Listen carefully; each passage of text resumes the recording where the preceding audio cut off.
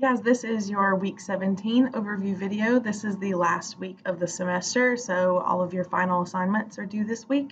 Please be aware that your optional revision, if you choose to do a revision on either the rhetorical analysis final draft or the annotated bibliography final draft, is due on Monday.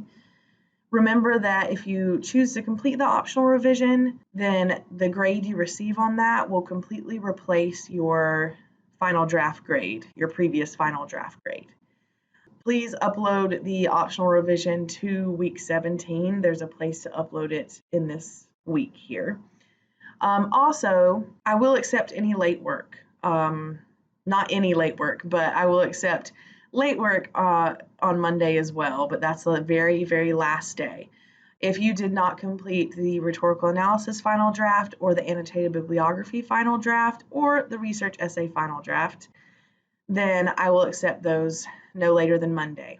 You may also submit the self-reflections attached to these assignments if there are any. There's one for the research essay and one for the rhetorical analysis, so I'll accept those late as well. And then your last assignment is the presentation. Please make sure you review the presentation guidelines and the criteria for success. Also, make sure you look at the example presentation I provided for you. And just to reiterate, this presentation should be argumentative. You're going to choose a side of your issue and make sure you argue that, support it. Okay. Remember, you have to have opposing views, and then when you include those opposing views, you have to counter them. So don't contradict your argument by just saying these are the opposing views. Make sure you say why those opposing views are invalid or why they don't constitute enough reason to support the opposing side. Biggest mistake students make on this presentation is that they forget their in-text citations. You should cite your sources just like you would cite them in a paper, okay? Make sure you include in-text citations for source information. That includes paraphrases or direct quotes. And that also includes images. You're required to have visuals in this presentation, so please make sure that you provide in-text citations and reference citations for those visuals. Another thing about the presentation is that you must include embedded narration in it. Double check your narration on a separate computer to make sure that it works. If you don't include your narration with the presentation, then you will not receive a passing grade on that assignment. I will give you some credit, but you'll definitely receive an F on that assignment. So please double check that.